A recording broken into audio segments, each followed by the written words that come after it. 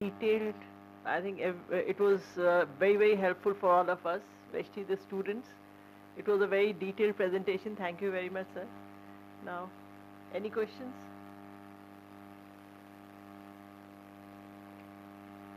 We can move on to the next talk by Dr. Parul Chawla Gupta, Seeing Through the Damage, Traumatic Cataract Management. A very good morning to all. At the outset, I would like to thank Professor Suresh for inviting me for this wonderful session and this talk. And for the alumni program also, I would like to thank him, which was excellent yesterday night. So today my topic will be Seeing Through the Damage, Management of Traumatic Cataract. So the prevalence of cataract formation after ocular trauma is 65%, and around 1.6 million people are losing sight yearly due to traumatic cataracts worldwide.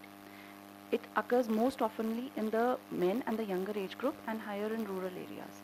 So the pathogenesis can be a coup or a counter-coup damage. You all know that. For the PGs, we need to know the 7 rings of trauma, which are very important and are asked in the exams. So the capsular rupture can occur at the equator, causing lens opacification, zonular dehiscence, with consequent lens subluxation or complete dislocation. Also, there can be disruption of the anterior hyaloid phase, allowing the vitreous to enter the anterior chamber through the disrupted zonules. So what are the types of traumatic cataract? The blunt ocular trauma leads to subcapsular cataracts. Electric shock can cause diffuse milky white opacification or snowflake-like opacities. UV radiation can induce true exfoliation of the anterior lens capsule and cataract development. Ionizing radiations can lead to posterior subcapsular opacity, and chemical injuries can cause total cataracts. How is traumatic cataract challenging? Traumatic cataract is not a senile cataract. The injury is rarely limited to the lens but may also be associated with zonules, posterior capsule and posterior segment. And a patient with traumatic cataract should be informed of the potential visual outcome and high risk of intraoperative and postoperative complications. It is important to be able to predict the visual outcome during the pre-treatment examination through the pupillary reflex as well as the ultrasound. So this is the Betts classification of ocular trauma. All the PGs must know this. So the eye injury can be closed globe or open globe. There can be contusion or lamellar laceration in a closed globe injury, and in an open globe it can be rupture, laceration, penetrating injury, perforating, or intraocular foreign body. Penetrating will have a single entry point, perforating will have an entry and exit point. So this is the ocular trauma score for all ages. This is the raw score on the left, used for all ages with blunt and penetrating trauma, and on the right side there is a pediatric ocular trauma score, which is used for children less than 18 years of age with only penetrating trauma. You can go through this. So the better the score, the better is the prognosis. So prediction of visual outcome can be done.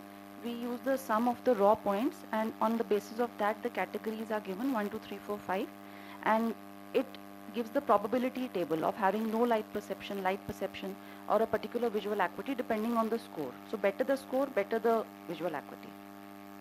So classification based on morphology, they can be a total cataract, membranous cataract, a white soft cataract which has the best prognosis, or a rosette shaped cataract. How should we do phacoemulsification in such cases?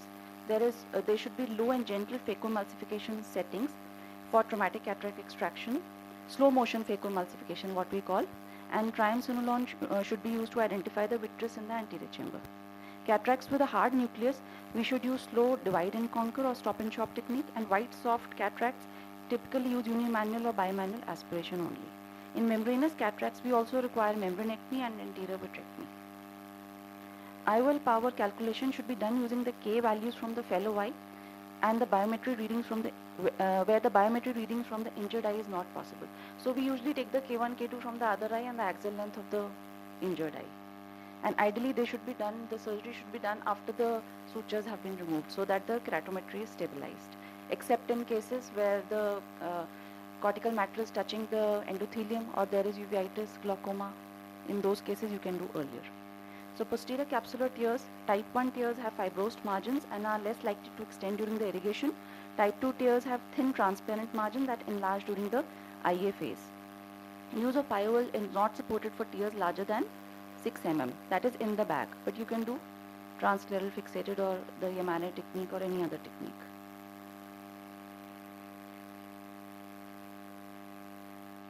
This is one of the video. Run the video through your video, not through the slides. not through the slides, but you might have stored that also, no? Separate. So you run from where you. So the standard continuous curvilinear capsular access should be around 5 to 6 mm in diameter, and we should handle the anterior capsule gently to avoid increasing the stress on the zonules. If the CCC cannot be completed, you should cut any bridge with the Bana scissor, and all attempts to convert the anterior capsular rupture into adequate rhexis should be made. The trypan blue dye should be used to visualize the anterior capsule in order to assess the condition and control it more easily. An iris or capsular bag hooks should be used to secure the bag for the cataract extraction. Capsular tension rings can be used if zonular dialysis is present, up to 30 to 90 degrees of zonular fibers, after which we can use the single or the double eyelid Siamese. But this is contraindicated in the absence of CCC or if the posterior capsule rupture is suspected. We can use segments also if there is a posterior capsular rupture. So this is the endocapsular, these are the rings. Depending on the white to white or the axial length, we choose the size of the capsular rings, especially the Siamese. So you can see the capsular tension rings, the segments, and the single and double loop Siamese. So you can go through this. These are the clock cars upon which we transplant the rings. Video.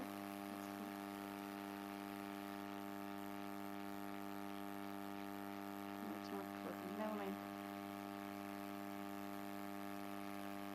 So type of IOL: if the capsular bag is intact, a one-piece acrylic IOL is placed in the bag. And in case of ruptured posterior capsule and an intact anterior capsule, a three-piece acrylic IOL should be placed either in the capsular bag or the sulcus. If there is no capsular support, a scleral fixated IOL may be required. So what are the dilemmas in traumatic cataract management? They can be surgical, non-surgical, timing of surgical intervention, anterior-posterior approach, and IOL implantation, whether should be done primary or secondarily. So dilemma 1, when to intervene. When to intervene surgically. So when there is a decrease in the functional visual acuity, there is lens-induced glaucoma or inflammation, there is lens swelling from capsular rupture, or poor visualization of the posterior segment which impedes management of posterior segment injuries, surgical management should be done. And non-surgical should be done if the visual acuity is good, we observe. There are focal opacities outside the visual axis, and if there is increased IOP, we should first manage it medically and then go ahead with the surgical management. What is the timing of surgical intervention? There are no clearly defined guidelines regarding the timing of surgery. A primary procedure in which the cataract surgery is done along with the OGI repair. Early procedure is within 1 week, and late procedure is once the eye becomes quiet. So advantages of a single procedure. If we do it at the same sitting, it is a single procedure and there is early visual rehabilitation, and posterior segment foreign body can be removed at the same time, and children and patients with comorbidities, anesthesia sittings are avoided, multiple anesthesia sittings. But there are many disadvantages of a primary procedure for which it should not be done. There is poor assessment of injury. Keratometry and biometry is not accurately done. Degree of lens injury may be falsely appear greater, and constantly leaking primary wound might be there. So it is more disadvantageous to do a primary procedure, hence it is not preferred. Early, except when the cataract is touching the endothelium or there is a high pressure. So advantages of an early procedure that is within 1 week is earlier rehabilitation and amblyopia prevention in children. And when the lens is swollen, IOP is high, lens matter is present in AC, which can induce uveitis, it should be done early. And small capsular tears may be prevented from extending due to swollen intumescent lens. So disadvantages is accurate biometry cannot be obtained and post-operative inflammation is more. This is another video.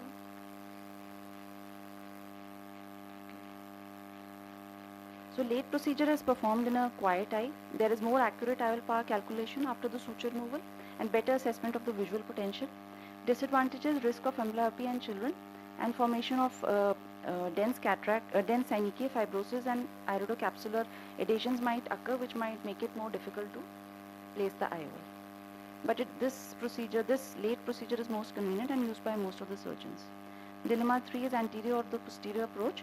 So anterior approach is used for non-dislocated cataract with intact capsule or an anterior capsular rupture or a anteriorly subluxated or dislocated lens. And pars plana approach is used if there is a posterior subluxated lens or dislocated lens or any posterior segment pathology. Special considerations in pediatric traumatic cataracts. Challenges are amblyopia and inflammation in children, synechiae formation, and after cataract or the PCO. So the position of the zones 2 and 3 is even more pronounced in pediatric trauma patients. Length of the pars plana varies with age, and there is strong adherence between the posterior capsular and anterior vitreous phase, and any traction is transmitted to the retina. Thus, pediatric cataracts cannot be simply treated as small adults. Amblyopia and age are the prognostic factors for this. So primary IOL implantation prevents amblyopia and also synechiae formation that can close the bag, which will form if secondary IOL implantation is delayed. Optical correction and patching is important to prevent amblyopia in children. So traumatic cataract requires care, and we must remember that. Thank you. Thank you, Dr. Parul, but we are sorry for the videos. We could not see your beautiful videos of surgery. I don't know, there might be some problem in the system or somewhere. So if there is any question to Dr. Parul. Okay, Dr. Parul, thank you. Thank you. Please highlight that how soon should we start amblyopia treatment in these children for the benefit of everybody. Ma'am, we should start amblyopia treatment by 2 weeks post-op, because these are unilateral cases, and we should start amblyopia treatment as early as possible. So we can start with 2 hours or 4 hours or even 6 hours of patching depending on the age, and if the child does not comply with the patching, we can tell the patient's parents that even start with half an hour or 1 hour of patching and gradually increase it and give the child mobile or any close work. So they are very surprised when we say you can give the child the mobile, but that is essential because we have to stimulate the visual system of the child. So early amblyopia management is essential. Okay. Yeah, Dr. Charu is not there, no? Okay, then we have Dr. Neha Khurana. She is going to talk about diabetic retinopathy, classification and treatment.